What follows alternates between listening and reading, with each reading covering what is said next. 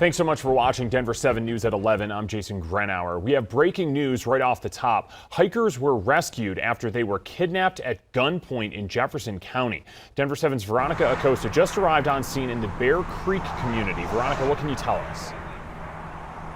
So police actually say this all started really early this morning, right around 8 in the morning. That's when they got a call from a witness. And here's what they say happened. They say this witness saw a husband and a wife who were being held at gunpoint. It all started, these two hikers, they went on a trail here behind me. We have video of the scene for you here.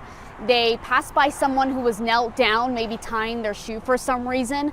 And that's when this person held them at gunpoint. Police say that he tied some sort of rope around the woman, the wife's neck. And eventually police got on scene thanks to that witness. Police were able to confront that victim, and the victim pulled out some sort of weapon. They were able to realize that that was a taser. Police shot at the victim. They didn't hit him that first time. A second deputy tried again and was able to get him, that suspect, with a taser. Now police really crediting this witness for helping out that husband and wife. Listen to what they had to say. There's not enough thanks to an independent witness who called right away. We don't know how this was going to go. We don't know what this suspect's agenda was, but thank God for the witness being where he was in the quick action and staying on the phone with us. They never left the trailhead. They never left that area because we got here so quickly because it was reported.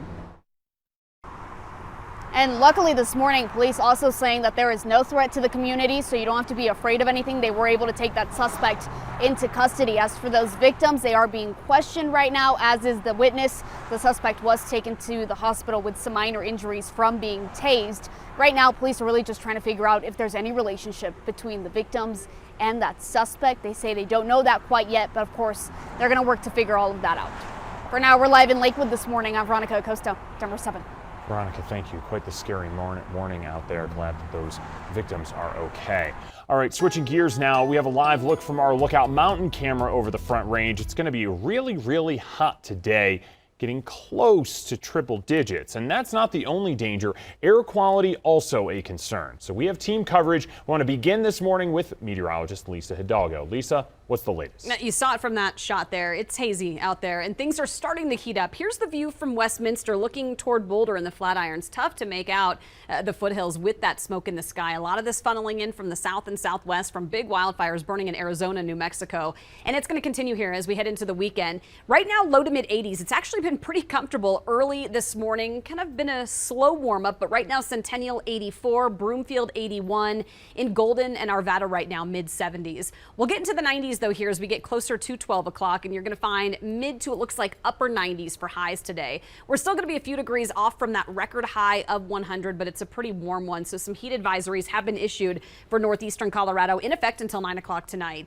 Denver 97, Erie today about 95. We'll see 70s and 80s in the foothills. Now there's a great change for the mountains. We are expecting some rain. I'll show you all of that coming up here in a few minutes. A bit of a change to the flow of what we're going to see here. So scattered storms possible in the mountains and across the plains. I'll show you the timing of that as we head into a really busy weekend here in the Mile High City coming up. All right, Lisa, thank you. Now, all morning, we've been showing you workers heading in early trying to beat the heat. We spoke with a car dealership employee who uses public transit for work. He says hot days are just something you got to deal with. I mean, I don't mind it much, except for the days I work. So basically every day, yeah, it gets kind of annoying, but I really don't mind it. I'm kind of used to it. I pretty much like better if it's cold, but we can't do anything about it.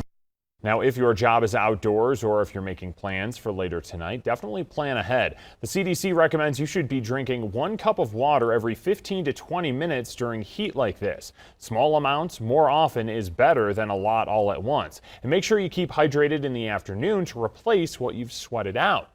As we start feeling temps get hotter and hotter sooner and sooner, AC is no longer just an option. Excel says it's ready for the demand, but here's what the company recommends so you can save some money.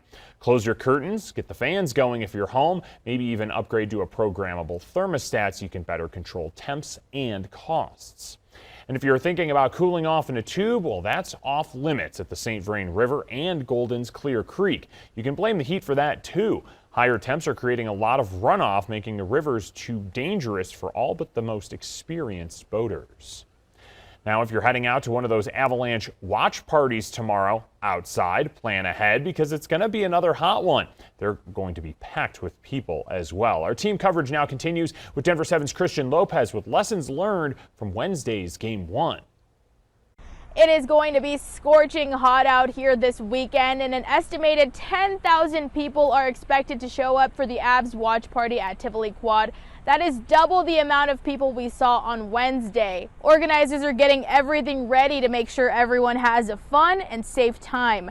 They told us Wednesday's watch party was a huge success. Everyone had great energy and they were thrilled with the way everything turned out.